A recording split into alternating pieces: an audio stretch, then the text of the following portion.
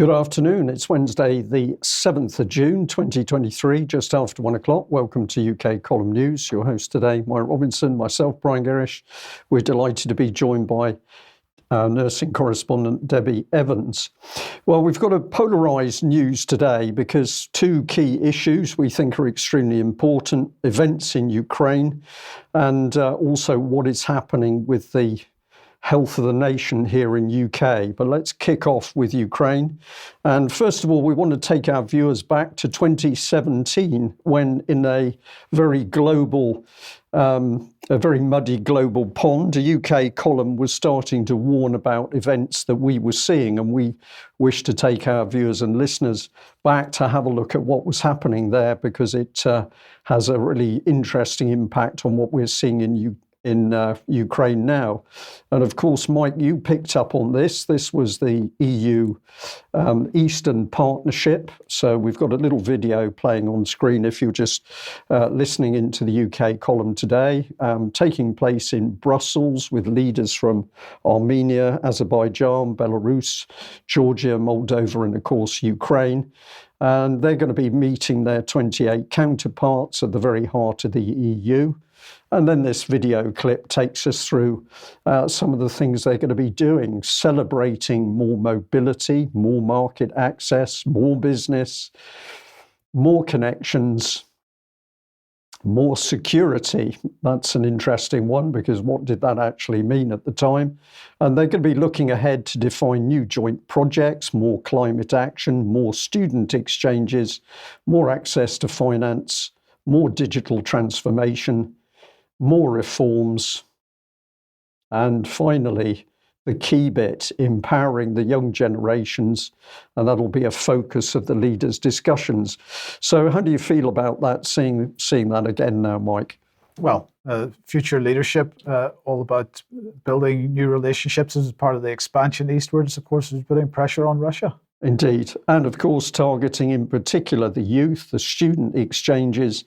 This is all about breaking down the barriers of the nation state. So it was very clear that the EU was heavily targeting the eastern states. And of course, the meetings followed. This is just one of many publicity pictures. So we've got Georgia meeting with the Ukrainian president, and that's all looking rather wonderful. But UK column was quickly warning what was coming. And this was BBC News reporting that Theresa May was warning of a hostile Russia threat to EU security. And in our turn, we said that basically what was going to happen was that Theresa May was launching Operation Barbarossa, the name for the Nazi attack on Russia at the start of the Second World War. And of course, it was the West that had an eye on Eastern European grain, oil and technology. Now, that was not going back to World War II. We're talking about Theresa May and the Conservatives here. And we commented that the British Conservative Prime Minister was risking lives of millions of young Poles and Germans in her drive to war in Eastern Europe. Many poor people thought this was strong language at the time, but we were pretty convinced there was something nasty coming. And you commented here, Mike, from agriculture in Ukraine to the tech sector in Belarus, there is a huge amount of potential in the eastern neighbourhood that we should nurture and develop. This is, of course, a direct quote from Theresa May. But we must also be open-eyed to the actions of hostile states like Russia, which threaten this potential in an attempt to tear our collective strength apart. So a lot of concern there that the Russians clearly not happy with what was happening and they were going to react. The UK may be leaving the EU, but we're not leaving Europe, and we're unconditionally committed to maintaining Europe's security. And then it moved on, because here we've got the Telegraph, Britain to launch counter-propaganda war against Russia as Theresa May unveils the Fusion Doctrine defence plan. And we labelled this, helped with the BBC, the biggest propaganda machine the world has ever seen. Theresa May unleashes her Barbarossa campaign against Russia with a propaganda war. So that had moved from 2017 into 2018. And if we jump forward to 2023, obviously on Monday, we were reporting Tobias Ellwood here crowing that the UK could use nudging in order to get other leaders, Western leaders, even the US, to devote more to the war in Ukraine. We had Ben Wallace, who was getting very excited that tens of thousands of young men could die. He seemed to be quite happy that was going to be Russians, but of course the reality is that it's mainly Ukrainians. And then he's complaining that you can't magic up tanks and weapon systems that they need.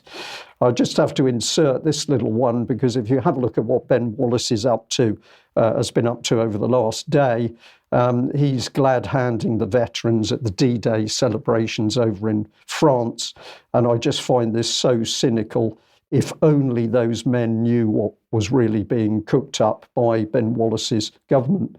And Mike Hugh picked out here, Tobias Ellwood, of course, crowing that we want more tanks, missiles and F-16s, a roadmap into NATO for Ukraine, and an improved grain deal. Well, exactly. His main focus is on the grain. So this narrative has been running for 5 or 6 years now. Yeah. And people haven't been aware that it's been coming. No. So what we're trying to do today is bring this together so that people can see how this plan has unfolded. If we continue with Tobias, of course, we also commented on Monday that he was saying that basically because UK was taking the lead and stepping forward, it encouraged others to then follow suit. And this is the UK government using its applied psychology on international partners to draw them deeper into the NATO proxy war against Russia. And you've got some more here, Michael. Well, yes, because it's a new article from Yahoo News. The mainstream's starting to recognise who has actually been pushing the hardest to maintain this war effort in Ukraine, and of course it is the UK. So this headline here, how the UK helped convince the US and its allies to spend big to help Ukraine in its war with Russia. And just highlight a couple of quotes from this. Months before Russia launched its invasion on February the 24th, the UK began flying plane loads of shoulder-launched anti-tank missile launchers, the Anglo-Swedish NLAW, to Ukraine at a time when doing so was highly controversial in Europe. The prevailing assumption on the continent was that Russia would overrun Kiev in days. And they went on to say, London's bullishness, US and UK officials say, has had a galvanizing effect on Western security alliance in general. Speaking on condition of anonymity, a senior US diplomat told Yahoo News that the provision of Storm Shadows even helped break the White House's impasse on sending F-16 fighters. Now, the point here is that if we look back over the last number of years and we look at Syria, for example, the UK has led the way all the way. So, for example, if we look at it from the other side of the coin, when the UK decided not to bomb Ukraine in 2013, the United States decided that it wouldn't either because the UK had made that decision already. So they were prepared to go it alone. We move forward to Ukraine. The UK is pushing the hardest to make sure that this war continues, and all the other little vassal states who, on the face of it, seem to be superior, but from a sort of political or a geopolitical position aren't really, because the UK is setting the policy and everybody's following. Yep. So F-16s there. Let's bring in a bit more on that. And of course, we've gone to the Kiev Independent here because they've got a couple of really interesting articles to do with jets. So the headline here, Zelensky, Ukraine to receive significant number of F-16 fighter jets. And if we just take a little bit of the text out, it says here that Zelensky said during a press conference that Ukraine will receive a significant number of F-16 fighter jets based on discussions with European partners. And this is being reported by Suspilny. Now, let's just remember that the moment we look at Suspilny, this is a BBC media construct. So this is effectively a vassal of the BBC. You're not dealing with a clean Ukrainian report here because the BBC is holding the hands of Suspilny in the background to make sure they say the right thing. But we can add from the article, the president added that the deal still requires consent from the US, which manufactures F-16s, and no details or specifics are currently being disclosed. So the F-16s dangled in front of of Ukraine. They're actually not going to change the course of the war. But of course, Zelensky and the Ukrainian military getting very excited. Will the US say yes or no? Well, probably it's going to take the UK to convince the Americans to say yes. But then we've got another article from the Kiev Independent. Media Australia considers sending its F-18 fighter jets to Ukraine. Now, the Australians getting rid of these aircraft. A transfer would require permission from the US, so everything comes back to the US again, as it owns the intellectual property. But according to the report, Washington is favorably disposed to the idea. But actually, these aircraft are much like the debate we've seen with the tanks, because it goes on to say the bulk of the planes would take little work to be brought up to flying conditions, while others can be cannibalized for scrap parts. So these are not aircraft in the prime of their life. They're aircraft that have not been flying. They're going to take work to be brought up to flying condition. But let's throw them on to the Ukrainians as a little sop to keep the Ukrainians fighting and dying in this proxy war. Well, it's a gift that keeps on giving. Absolutely, Mike. Because otherwise we would have to spend millions of pounds decommissioning, scrapping, dealing with the scrap metal, and instead we're just going to spread it around the landscape of Ukraine. It's fantastic. Meanwhile, the defence industry, of course, gets the orders in for the replacement aircraft. Well, on the theme of the West moving on to cause trouble, this is originally a Financial Times article. The headline was "Serbia backs ammunition shipments to Ukraine in westward pivot," but it was taken up by Russia Today. And I'm using their dialogue here, but essentially what they're saying is that the West has begun criticizing Kosovo Albanians because Serbia agreed to look the other way as its ammunition is delivered to Ukraine. So what a remarkable coincidence that we've got this trouble, pretty vicious rioting and rebellion around Kosovo. But in the background, what can we see? The objective is to get more ammunition into Ukraine for more Ukrainians to die in the proxy war. And if we come on to the subject of tanks, it's pretty clear that that's not all going well. A little video clip here with a bit of comment on the American Abrams tank. Let's listen to what this man says. The M1 Abrams tank is one of the most powerful ground weapons in the U.S. arsenal. Equipped with a 1,500 horsepower turbine engine and a top speed of more than 40 miles per hour. It comes with a 120mm cannon, 3 machine guns, and armor that can withstand frontal hits from enemy tanks with minimal damage. And these tanks could help Ukrainian forces take back Russian-occupied territories. But Pentagon officials have expressed concerns that these tanks could pose major logistical issues for Ukraine. The Abrams requires a lot of support, and if the Ukrainians don't have everything that it takes to operate the Abrams, they might end up being more of a detriment than they are a help. So a pretty black and white statement. We're going to offer you tanks. They're not really suitable for you. If you take them on, they can cause more problems than they're worth. So the Ukrainians being deceived here again by the West. And it's a little bit ironic that the Kiev Independent got quite hostile in an email exchange with the UK column because we were essentially warning them that Ukraine was going to be deceived and undermined by the West. So it's now becoming apparent with the aircraft, with the tanks, with the lack of munitions. Ukraine is simply being asked to carry on and fight the offensive, but the West is not providing and cannot provide the arms that Ukraine needs. Let's have a look at this Financial Times clip, which of course is promoting the idea of a Ukrainian offensive. For Ukraine and for the West, the pressure's building. This is now the comeback. Expect news of the Ukrainians conducting a host of attacks. As Ukraine's long-awaited counter-offensive appears to have finally begun, what does Ukraine want to achieve? The Economist's Russia and Eastern European editor, Arkady Ostrovsky, gives his 3 key takeaways.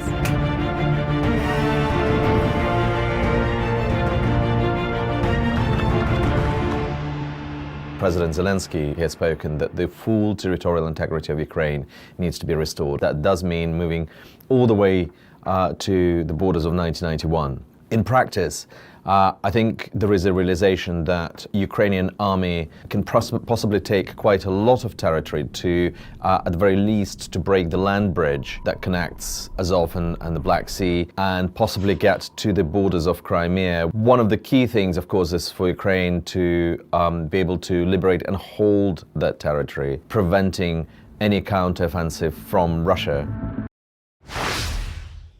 Well, you were smiling as that piece was rolling on, Mike. And of course, it's quite ridiculous for the Financial Times to suggest that Ukraine is in this position, because as we're going to see, they have been fighting all along the front over the last few days. But of course, Western media not covering the conflict because the Ukrainians have been doing extremely badly.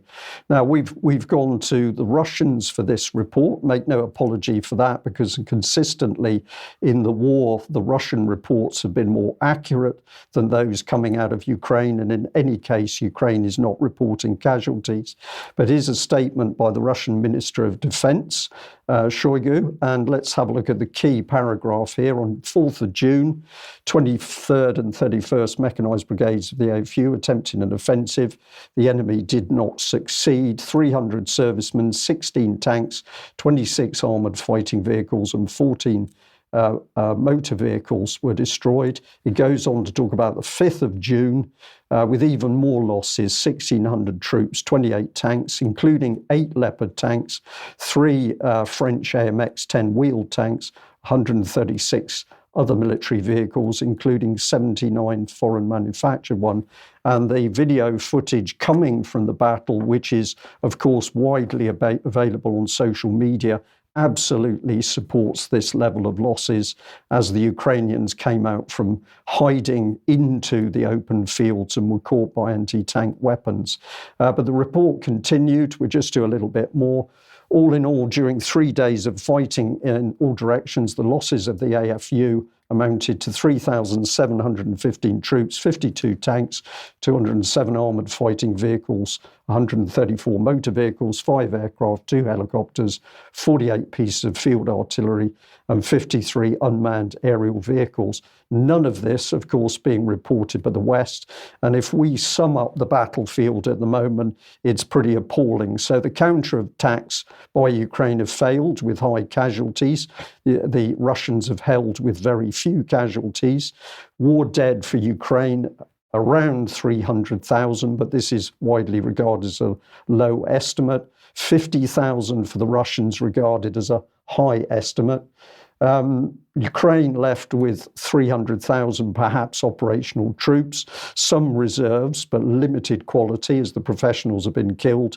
Meanwhile, Russia is ramping up for 1.2 million men, but 400,000 experienced troops. Ukraine, 90% of the air force destroyed. Russia, 100% operating. They have lost aircraft, but those have been replaced. Ukraine, probably 30% of armoured vehicles left, but this is now a mix of Western obsolete equipment. Russians are at 100% strength on armoured vehicles with thousands in reserve. Air defences, Ukraine down to 5, possibly 10% operational, and the recent US Patriots destroyed and damaged. The Russians, meanwhile, have a comprehensive air defence. Ammunition for Ukraine is in a very short supply. For the Russians, it is abundant. Guided weapons on the Ukraine side are in short supply, but even the Western equipment, such as JDAMs and Storm Shadow from the UK, those Storm Shadow long-range missiles, are not effective because they're being interfered with by the Russians. Meanwhile, the Russians have abundant guided weapons, and some of those are clearly world-beating in their abilities.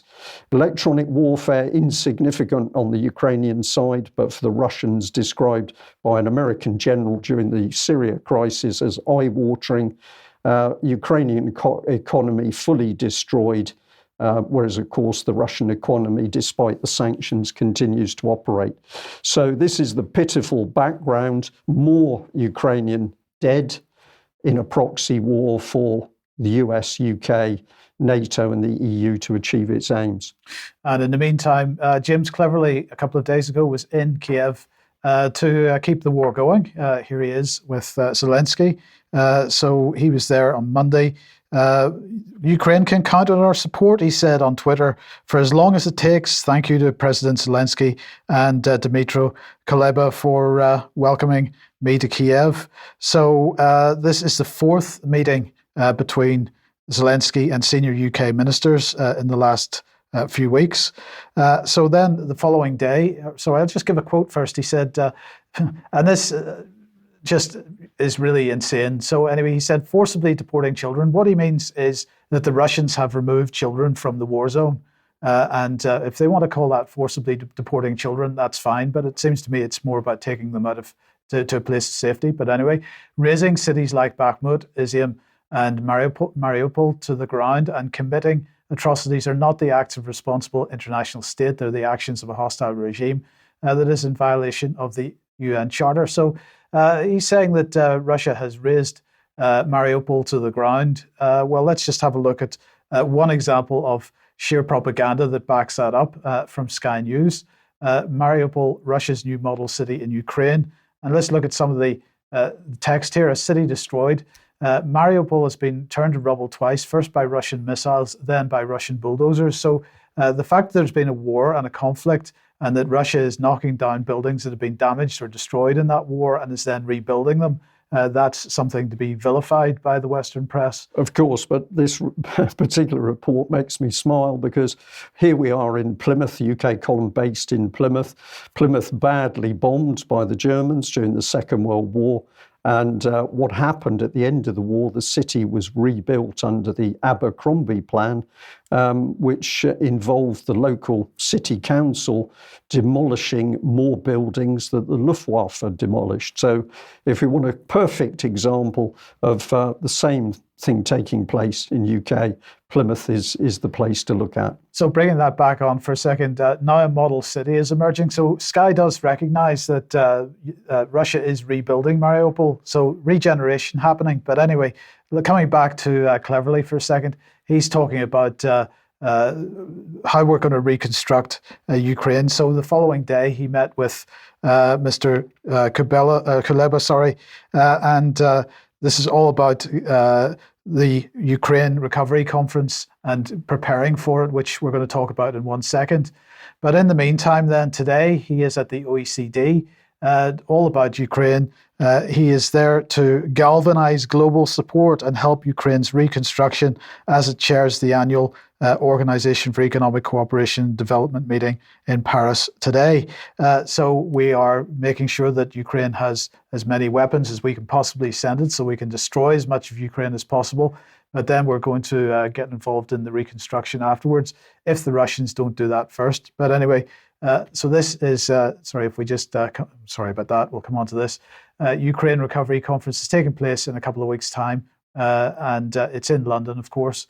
UK jointly with Ukraine will host the Ukraine Recovery Conference, and this is all about, well, what is it about? It's about money, Mike. Of course. It's about money and profit, vast profits, which is why previously we've shown those video clips of the banks.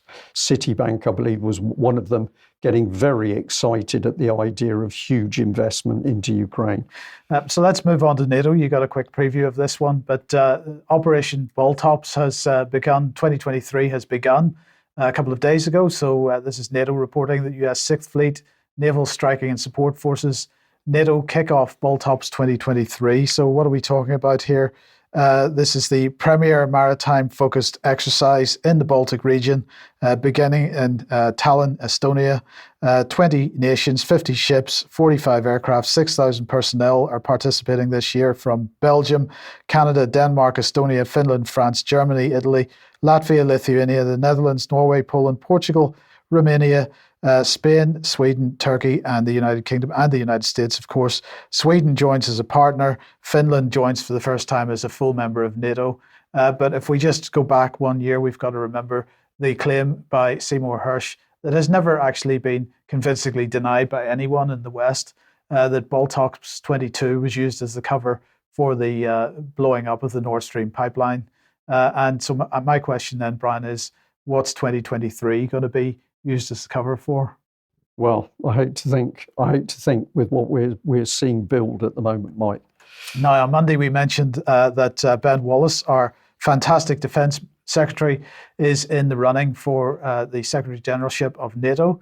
And Rishi Sunak is heading off to the United States today. And he's going to meet President Biden if he's awake. So meeting with the President of the United States, members of Congress and business leaders, the PM's focus on strengthening the alliance to fuel growth in our economies, create jobs and keep our people safe long into the future. That's what he was tweeting, or Number 10 was tweeting out this morning.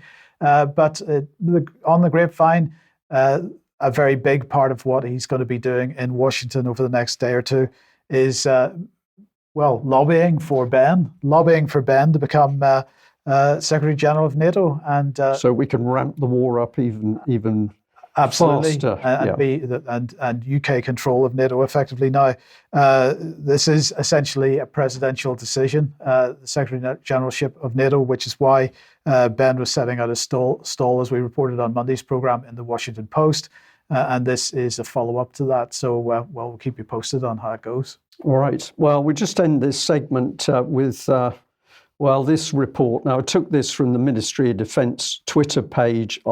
I find this just appalling. It says, Ukrainian military chaplains received 2 weeks of training from British Army chaplains, enhancing their ability to provide pastoral care, spiritual support and moral guidance during military operations.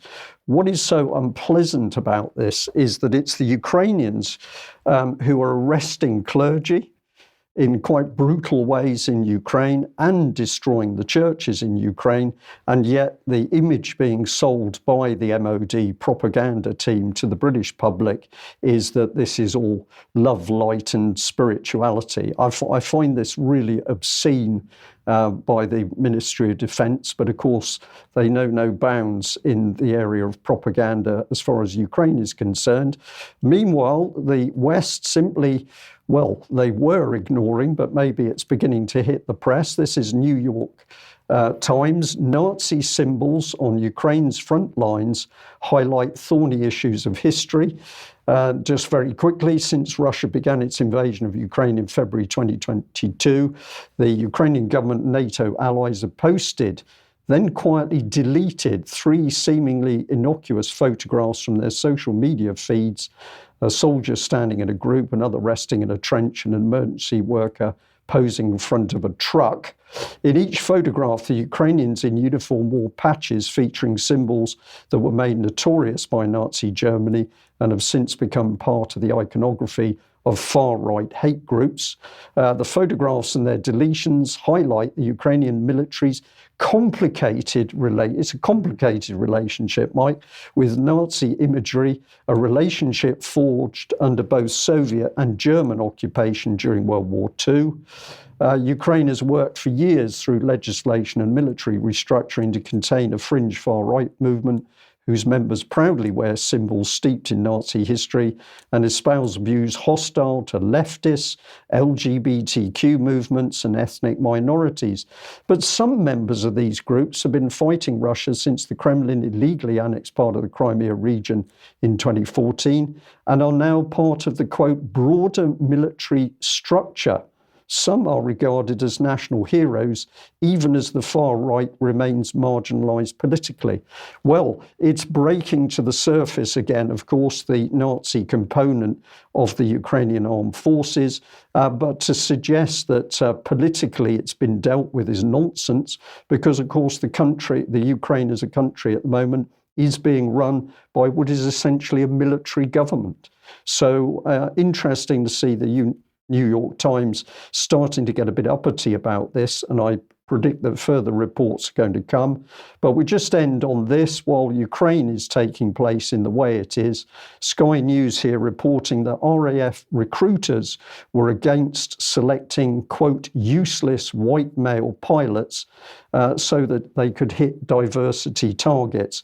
Well worth reading this article. So, of course, we've got a Conservative Party where democracy inside the party has been destroyed, so it's operating as a cabal.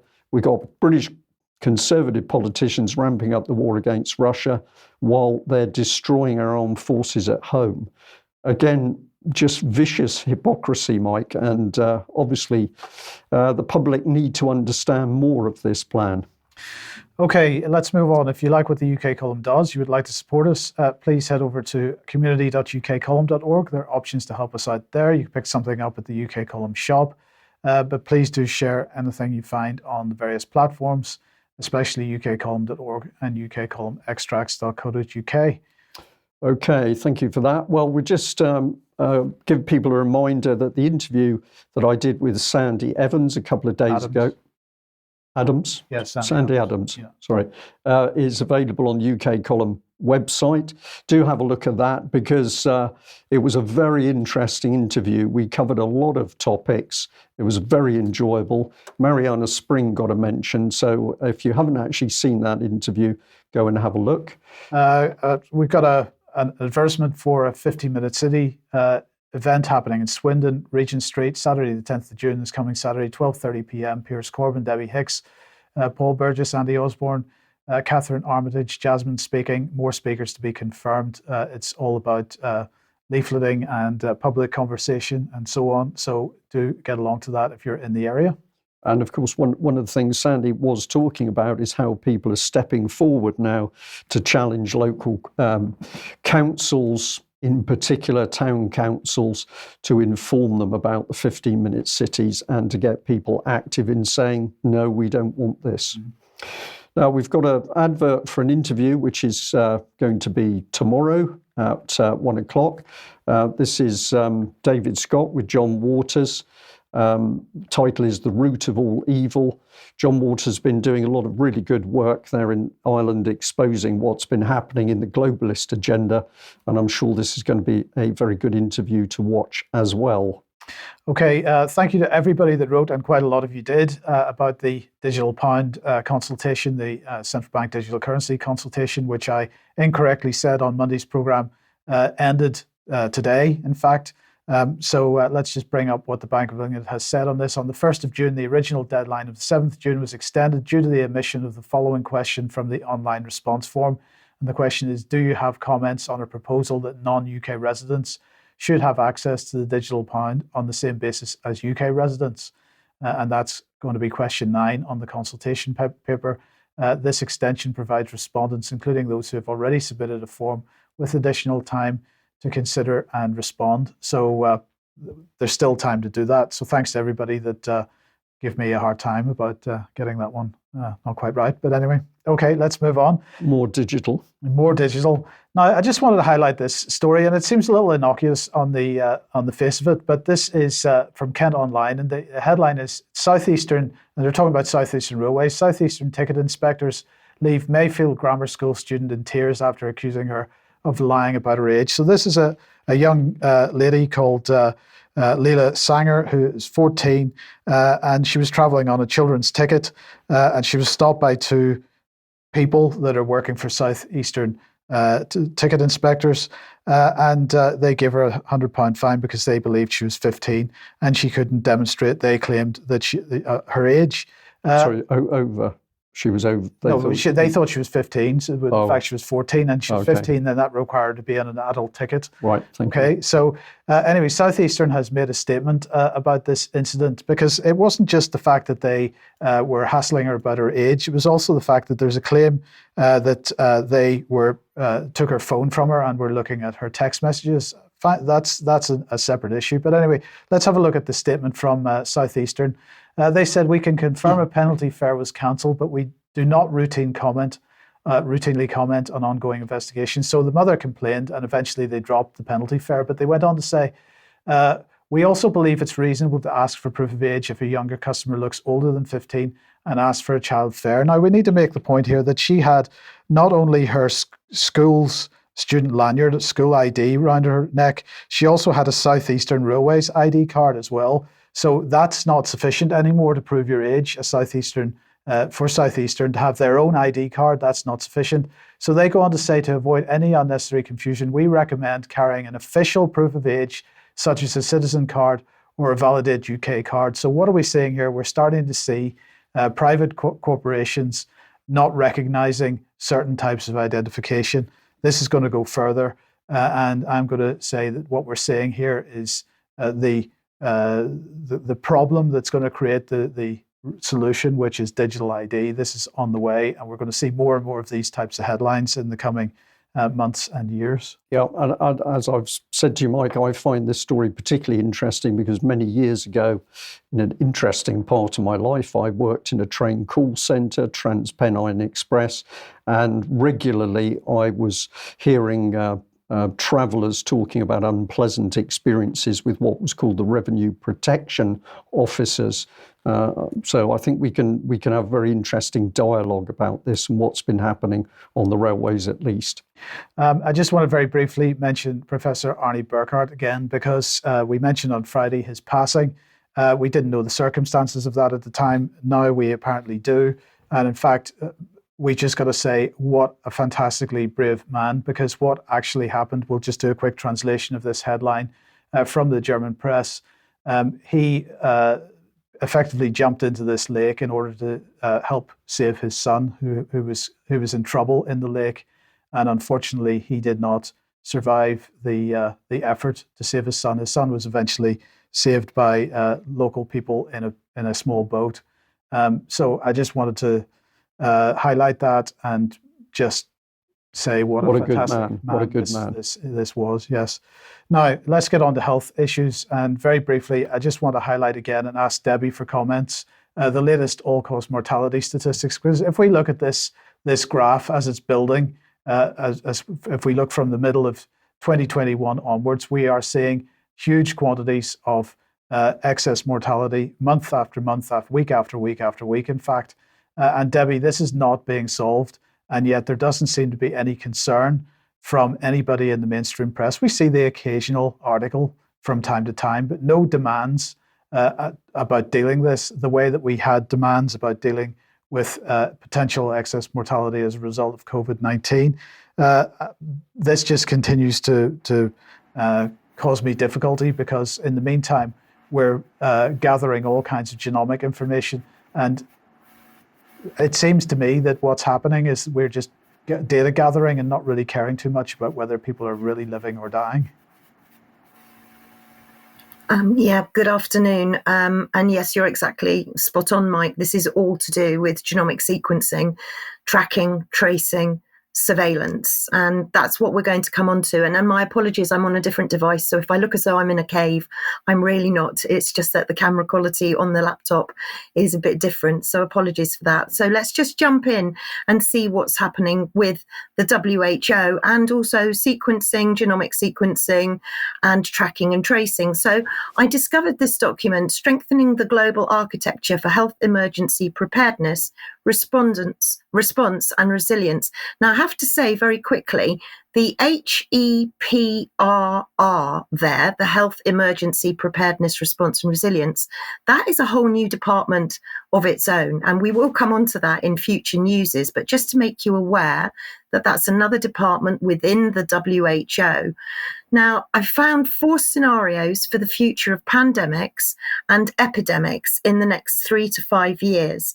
And I just want to highlight that we're not just talking about pandemics here, we're talking about epidemics. And for those of our members who are going to be able to join us for Extra, that will all make much more sense if you are able to join us for Extra, because I have got some questions I'd like to ask our audience. But this is all to do with the expanded One Health surveillance. And these scenarios, well, let's have a look at them. There are 4 very, very short ones. And I have to say, the titles, well, I'll let you be the judge of the titles. Let's look at scenario number 1, Happy Days.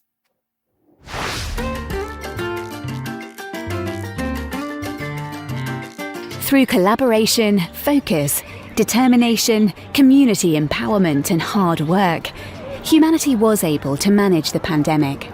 Annual booster shots, combined with vaccinations for the flu, ensure that mortality rate from COVID-19 is very small and no higher than the mortality rate of other pathogens. In 2024, the WHO helped prevent the outbreak of another novel coronavirus in Eastern Europe. quickly containing the outbreak and preventing international spread. In 2025, the second generation of vaccines managed to completely contain virus transmission. Other vaccines delivered in pill form further enabled enhanced distribution, reach, and affordability. False information about the pandemic is effectively countered, and nations and healthcare organizations operate based on coordinated common truth campaigns with consistent scientific messaging and guidance. None of the progress that was made following the COVID-19 outbreak would have been possible without a spirit of science-driven decision-making and strategic collaboration between nations worldwide. Debi, coordinated common truth campaigns, that's propaganda. Excuse me. Well, that's only scenario one, Mike. I mean, we have to make up our minds which scenarios we're going to. So with that in mind, let's flip to scenario 2. I love you, I hate you.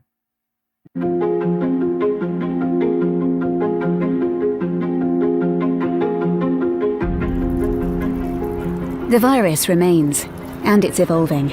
Humanity has gradually learned to live with the virus, yet still clings to pre-pandemic behaviours and approaches. New variants appear frequently, which the first generation of vaccines are ineffective against. Through constant testing and continually updated vaccines, the WHO and some countries managed to prevent several additional pandemic waves. But affordability and reliability of rapid tests are still an issue. Trust in governments and public institutions varies across the world. Some attribute the protracted nature of the pandemic solely to the inability of their leaders to make rapid, informed, and inclusive decisions. The boundaries between digital and physical environments are blurred, with hybrid ways of working, meeting, and learning now the norm. Nations are still heavily reliant on fossil fuels, and deforestation prevention has not met the desired targets. Wow. So that's scenario 2. Sorry, did you want to comment there, gentlemen? I only just said, wow. I disagree that there's trust of governments varies across the world. It's clearly at rock bottom wherever you go, but yeah. Go ahead. Well, let's flip forward to scenario 3, Heartbreak Hotel.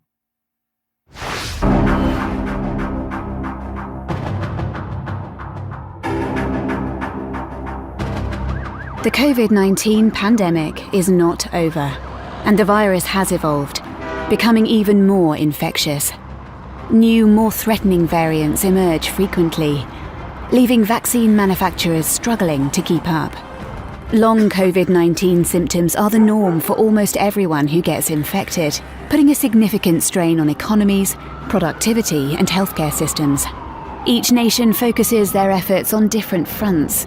Some focus on measures to inform and educate the public in efforts to reduce transmission, while others focus on reopening their economy, barely able to support their overburdened health systems.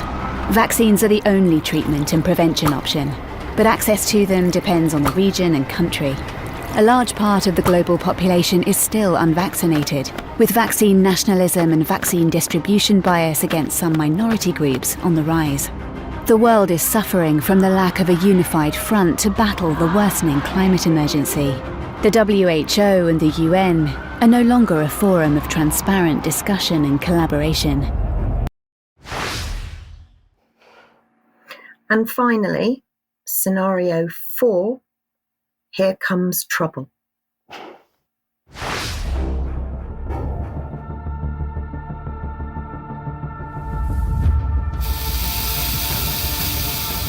In addition to a worsening COVID-19 pandemic, a Zika-like vector-borne virus, carried by mosquitoes, spreads throughout the world.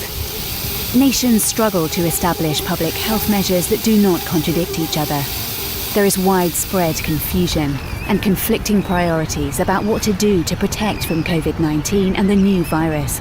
Given the inability of governments to inform, people turn to those who would provide reassurance during the double pandemic. Trust in society and science has never been lower. Due to intense border restrictions, the aviation and tourism industries have collapsed. People abandon towns in areas with high mosquito density and move to other areas, causing a strain on infrastructure. Healthcare systems, affected by rising cases, backlogs and staff shortages, find it nearly impossible to cope. Those with higher incomes can afford better care at better staffed facilities. Overall environmental degradation is accelerating. Species go extinct, and those who survive will be the carriers for the next pandemic. So yesterday, Steve Barclay was talking to Tedros, and they were having a big meeting. And many of our viewers and listeners will already know that the global vaccine passport agenda is very much on. So which scenario do you think we're heading for? Or maybe a little bit of all of it? Or are we seeing it right now? Yeah. Well, sorry, go ahead. Well, I was just going to say, I think we're probably going to see a little bit of all of it. I mean, there's quite a visceral response to that in the chat box. And a lot of people questioning how could anybody fall for this stuff. And of course, the reason that people are falling for it is because of the sheer determination by the mainstream press to bombard everybody with so much of this type of material. Now, can I just add to that, Yes. Mike? But it's also in cartoon format, so it's specifically targeted at children. And what you're doing is reframing children to believe this nonsense. So a couple of our members of our audience have said, why is the UK column showing you this? We're showing you this because this is the propaganda that's being targeted at the minds of our children, our grandchildren, both in the UK and of course in countries worldwide. We need to show this because this is the attack. And we're hoping that perhaps it might motivate a few people to stand up, challenge it. So, okay, Debbie. Yeah, and I'd like to say too, I think what we're trying to show is that a lot of this agenda is surveillance. It's knowing where we are, what we're doing, what we're eating, how our bodies are working. This is all about surveillance. And we're coming straight on to the O'Shaughnessy review. And we've talked about this before, but the government gave a response last week. And I just wanted to highlight it because the O'Shaughnessy review actually gives the green light to the MHRA to do pretty much what they want. So let's have a look and see what the O'Shaughnessy review is actually about. You can see there that the Medicines and Healthcare Products Regulatory Agency, Health Research Authority. Now, the HRA, I'm just going to highlight that in brackets because we'll talk about that at a future date. But that, again, is another organisation within the NHS that most people haven't heard about. So this is a collaboration between the MHRA and the Health Research Authority, and other system leaders should set up a rapid task and finish group to produce a plan on reducing the regulatory burden of approving trials and removing delays in setup, including with the goal of reaching a 60-day turnaround time for all approvals. Now, it also says at the bottom there, recommendation 5, the MHRA, the HRA and the NIHR and its equivalent organisations across the UK should collect, consolidate and publish national monthly returns on all the clinical trials activity that is happening in the NHS, and NHS bodies and commercial sponsors should publish numbers of patients in trials on a monthly basis. Now, I just want to look very, very quickly a little bit deeper into the O'Shaughnessy review.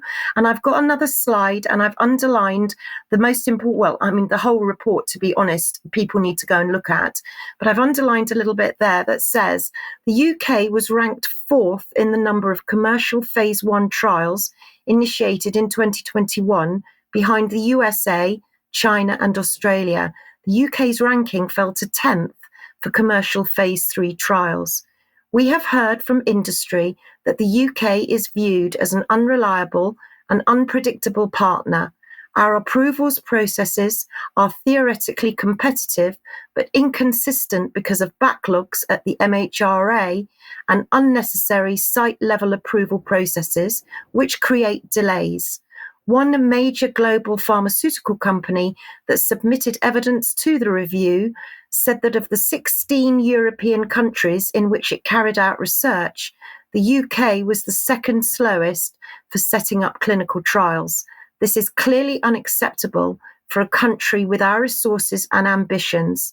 And then it went on to say, given the need for efficient and fast review of trials, the HRA's new fast track service offers a 50% faster ethics approval to provide a consistent and efficient approval process. This has been shown to substantially reduce the period for ethics approval, with a median time of 16 days in August 2022 and 27 days in September 2022.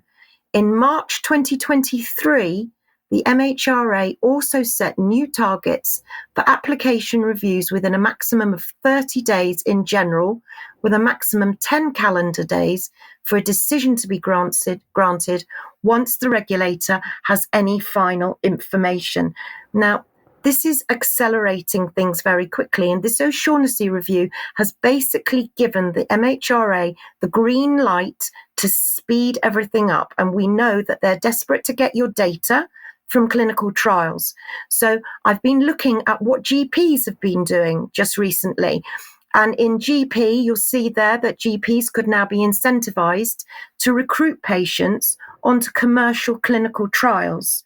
Also, in the Evening Standard, we found out that how many 246,000 Londoners have taken part in research in 2022 to 2023. That's a huge figure for one area, and it's been supported by the NIHR, of course, and these are volunteers. So what else are they doing at GP surgeries? Well, they're doing new cancer testing, but these cancer testing, this is a tablet on a piece of string that you swallow, and in 20 minutes what they do is it's a little sponge and it inflates in your tummy, and then they pull it back out, and they're taking cells from your esophagus for genomic screening, of course. It's called the cytosponge. So these are new tests that are being rolled out in our GP surgeries, which can be done in about 20 minutes. We've also got Moderna rolling out trials with GP surgeries.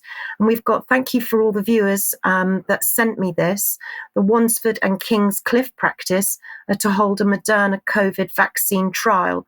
These are GPs now taking part in COVID vaccine trials. It says the trial is open to people at least 12 years old who have already received a COVID-19 vaccine, and if over 18, at least one booster dose.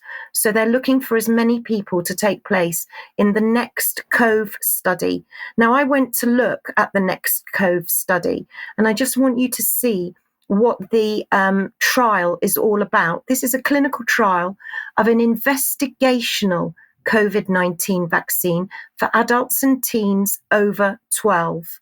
It says you or your child, along with 8,472 other individuals, will be helping researchers learn more about Moderna's latest investigational vaccine that may protect people, may protect people from getting sick if they come into contact with the virus, if they come into contact with the virus in inverted commas.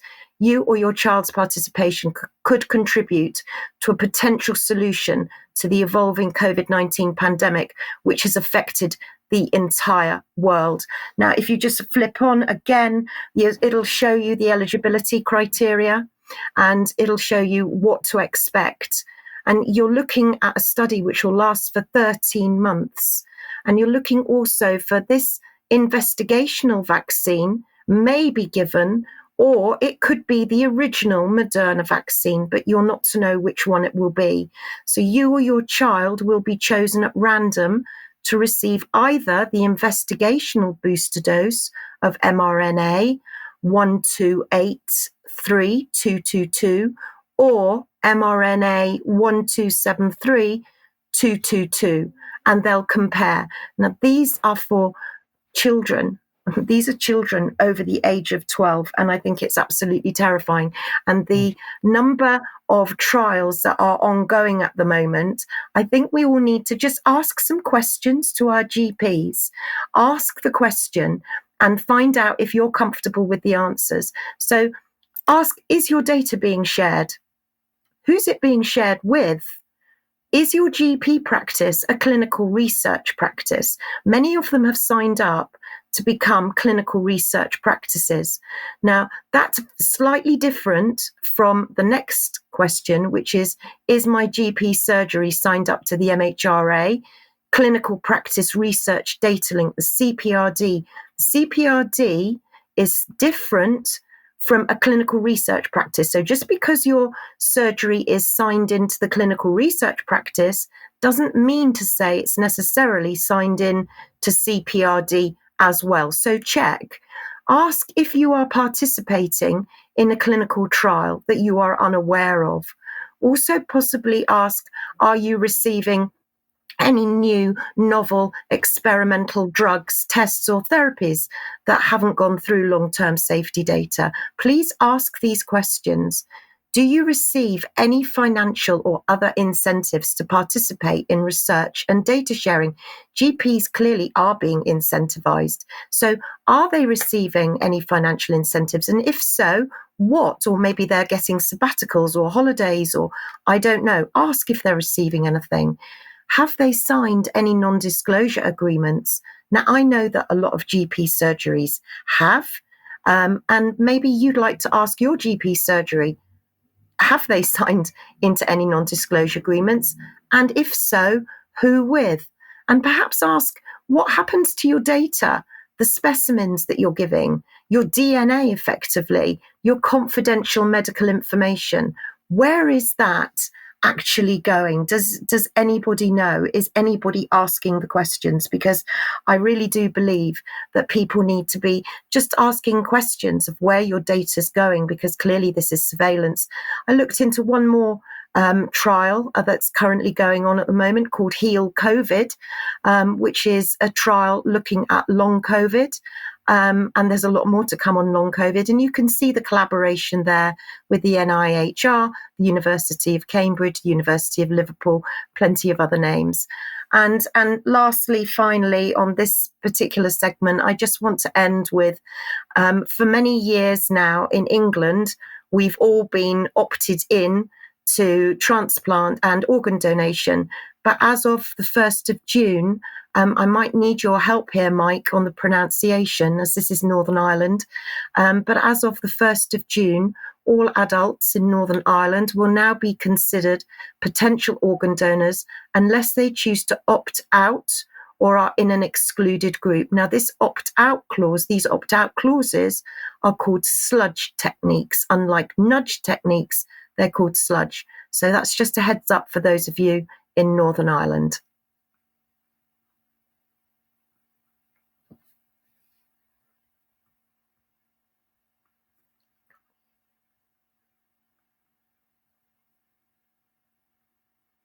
Sorry, I do apologise. That's okay. Just a button issue in the studio. Just want to say, Debbie, thank you very much for taking us through that. Very, very interesting, and it should be immensely worrying to any right-thinking person in UK, particularly that we are experimenting on children 12 and above. But the questions that you put on screen, we're going to encourage our audience to go back, have a look at this news when it's posted on the website. We'll make sure you can find Debbie's questions easily, and we hope that you will consider using these in order to, one, protect yourself, but also to find out more about what is going on in the NHS and the GP surgery. So we're going to say a big thank you for that, Debbie. We're also going to say that we'll hold the eye section, because we know you've got some really dynamite reports on what's been happening around people's eyes and damage to eyes, but we'll hold that for another news. So we're going to end at the moment, but we'll just end on this one. Well, it's a report, but I couldn't resist it really. Let's pop it on screen and see what it says. UK's top spy mistakes parody Twitter account for real. MI6 Chief Richard Moore failed to notice that Turkey's new foreign minister does not have a real Twitter profile. The head of the UK's Foreign Intelligence Service, Richard Moore, has revealed that he does not pay much attention to profile descriptions on Twitter after he accidentally tagged a parody account of Turkey's new foreign minister. Mr. Fadan. In a late Sunday tweet, Moore set out a congratulatory message to Fadan, wishing my friend and former colleague good luck in his new position as a minister in Erdogan's new cabinet. However, Moore seemingly failed to realise that his friend never had a Twitter account, and he linked to a parody profile in the message, which was quickly pointed out to the top spy by dozens of net citizens. He did then post, I've made a mistake. But does it tell us about the people that are currently apparently protecting us? Did they I've ever described protect him us? as a donkey, but Yes. maybe that's a little bit unkind. Not sure they ever protected us. Richard Dearlove certainly didn't protect us when he No. started talking about yellow cake. But anyway, let's. Interestingly, that was reported by Russia Today, but the other location I found it on was the New Zealand Telegraph. Now, whether it's appeared in Western press or UK press, I don't know, but I could imagine this is one of the stories that they wouldn't want to report to save the embarrassment. Okay, we'll leave it there. Debi, thank you very much for joining us. Thank you to everybody who's joined us today to listen or watch the news. Now, I'm going to say two things. One, in the extra time coming up in a couple of minutes, Debi is going to be taking us through some particular issues to do with health and medical matters, and she's specifically going to be asking for help from UK column viewers. So if you can join us in that members extra segment, we'd be delighted to see you. And we're also going to say that over a number of weeks, we've hinted that we've got good news for our audience. And Wednesday, next week, we will be having a special extra time to take you through what's happening with UK column in the future. We think this is immensely exciting, and we could never have done it without all of the help that our members have given. So if you can remember to join us Wednesday next week for UK Column Extra, we've got lots of good news to share with you. We'll end there. We'll be back in a couple of minutes for today's extra time. Thanks for joining us. Bye-bye.